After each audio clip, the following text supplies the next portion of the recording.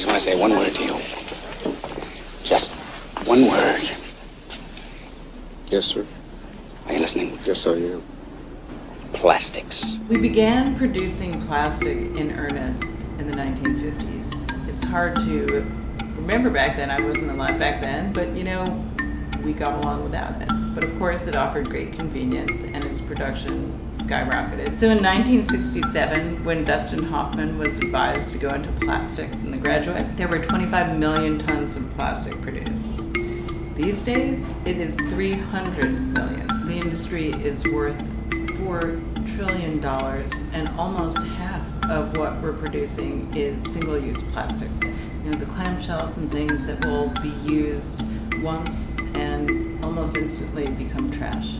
As the trash piles up, people have been increasingly upset about it, about its impacts on these poor countries where it's messing, and also on the oceans, and also on all of us, where it's in our bodies, and it's in our air, and it's in our water. That got me thinking about, why haven't we gotten further with eradicating plastic? And of course, the answer is follow the money. So this is Doheny Beach in Orange County. We welcome you all to come visit it. It's a great place to learn to surf.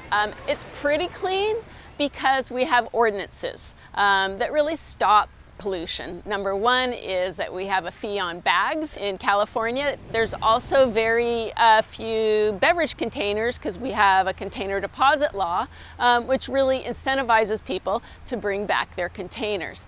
And we don't have many plastic straws because now there's a straw on request law in California that just doesn't fling straws out. People actually have to really ask for them.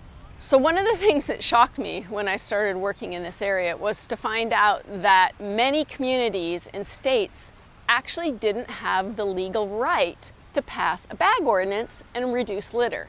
Now, those little communities were required to clean them up and pay for cleaning them up, but they didn't have the legal rights because some corporate lobbyists had gone in at the state level and passed a law that prevented them from putting fees on bags. So the big plan is that we're trying to recycle our plastic bags like this since pollution is getting worse and worse. Westmead Elementary School is in Tennessee, and recently kids there won a contest that was for a plastic bag receptacle. And the kids had made a dragon and painted it green and given it teeth, and it says feed me, and you're supposed to put your plastic bags in it, and then they get recycled. And the contest was sponsored by a group called A Bag's Life. And A Bag's Life is actually a project of the American Progressive Bag Alliance. And that's a lobbying group for plastic bag manufacturers. And they fight aggressively against bag bans, which are one of the few things that actually help address the plastic waste problem. It really encapsulates this double-edged strategy we've been seeing from the plastic industry, and not just now, but for decades. They've been, on the one hand, saying, recycle, we're with you, let's do it, you know, keep everything clean. And on the other hand, they're fighting every serious attempt to limit plastic production. Makes sense, right? They make their living from plastics production.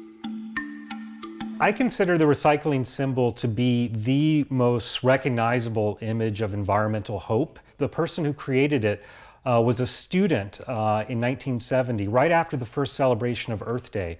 And he entered a contest done by the Container Corporation of America. It's an icon that tells consumers that we can keep consuming products, consuming resources, but that the cycle will continue to create a kind of ecological balance between production and consumption.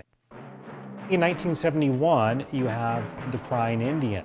The Crying Indian commercial was created by Keep America Beautiful, which is an anti-litter organization, which was founded in 1953 by beverage and container corporations. Some of the leaders of it included the Dixie Cup Company and Coca-Cola, and they created a variety of public service announcements through the Ad Council, the U.S.'s preeminent public service ad agency. They brought you Smokey Bear. Remember, only you can prevent forest fires. And just like Smokey Bear focuses on individual responsibility for forest fires, Keep America Beautiful focuses on the individual's role in fighting what they called the litter menace. Some people have a deep, abiding respect for the natural beauty that was once this country. And some people don't.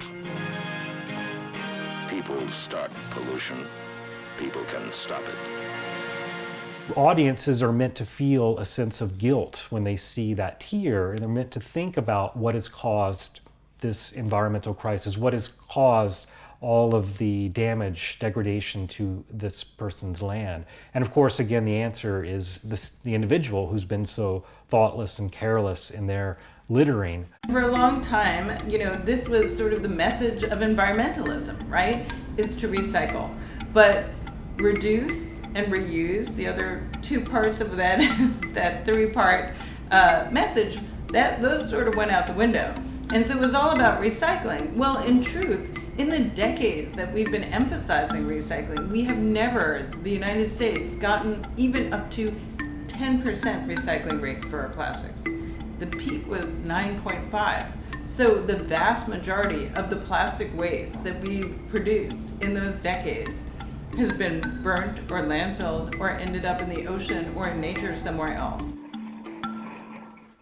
For many years, for about 25 years, we've been sending China our plastic waste. And we've been calling this waste recycled.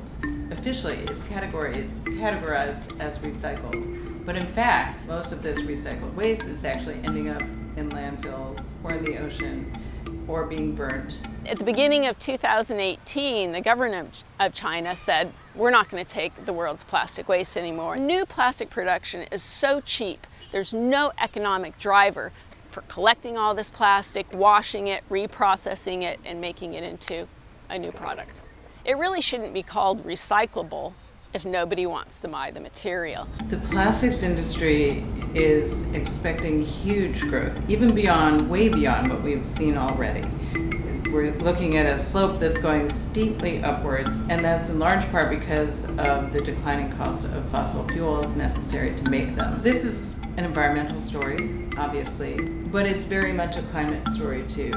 Because all plastic, or virtually all plastic, is made from fossil fuels, from coal and oil and natural gas. When you look at who the companies producing plastic are, it's often the same ones that are in the oil and gas business, because these are petrochemicals we're talking about. So it is ExxonMobil, it's Dow DuPont, it's Chevron Phillips. These are the same big companies that are also on the hook for the climate crisis. And so we have to address them together.